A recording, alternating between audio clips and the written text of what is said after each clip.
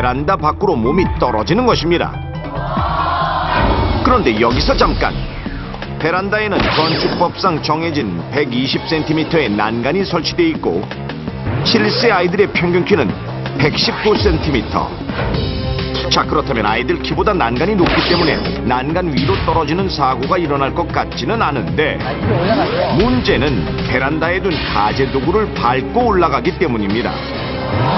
더구나 최근에는 거실이나 방을 넓게 사용하기 위해 베란다 확장 공사를 하는 가정이 늘어나고 있는데요. 이런 경우 창문 가까이에 침대, 탁자, 선반 등의 물건을 두는 경우가 많고, 또한 그곳에서 보내는 시간이 늘어나면서 아이들이 장난을 치거나 호기심에 창문 밖으로 고개를 내밀기 쉬운 것. 특히 기온이 높아지는 봄, 여름철에는 통풍을 위해 아예 창문을 열어두고 있는 경우가 많아 사고의 위험은 더욱 높아지는데요. 그렇다면 실제 베란다 창문 쪽에 물건들을 놓아두는지 실세 이하의 아이들이 있는 가정집을 찾아가 살펴보도록 하겠습니다. 경기도의 한 아파트에 아이들이 있는 6가구를 조사해본 결과, 먼저 첫 번째 집입니다. 보시다시피 이렇게 베란다 앞에 아이들 놀이기구가 놓여있어 아이들이 생활하는 시간이 많습니다. 놀이기구는 아이들이 충분히 발을 딛고 올라가서 베란다를 내려다볼 수 있는 높이인데요. 두 번째 집, 역시 베란다 난간 앞에 여러가지 물건과 운동기구가 놓여있는 모습. 세 번째 집은 베란다 확장 공사를 했는데요. 거실 창문 가까이에 아이들 용품을 두었습니다. 이 역시 아이들이 창문 너머로 충분히 내려다볼 수 있는 높이입니다. 이렇게 6가구를 조사한 결과 거의 모든 가정에서 베란다와 거실 창문 가까이에 갖가지 물건을 놓아뒀는데, 그렇다면 이런 상황에서 베란다 추락사고의 위험은 얼마나 높은지 중앙소방학교에 교육을 받으러 온 학부모와 아이들 중 지원을 받아 체험해보기로 했는데요. 이곳은 실제 아파트 베란다 구조가 비슷하고 난간의 높이도 같은 소방학교의 훈련장.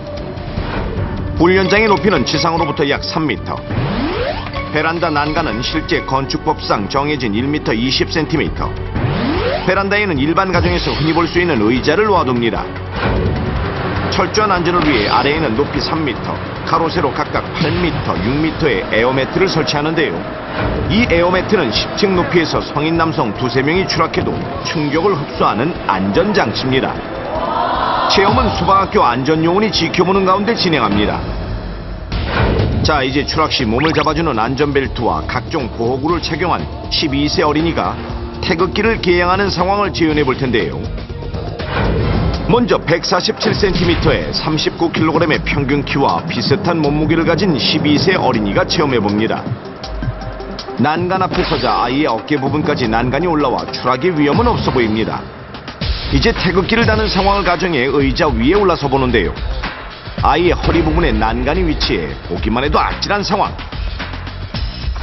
자, 조심스럽게 태극기를 개양하는데 몸을 기울이며 까치발을 드는 아이. 그래도 잘 되지 않자 의자 등받이에 올라서고 정말 아슬아슬해 보이는데요.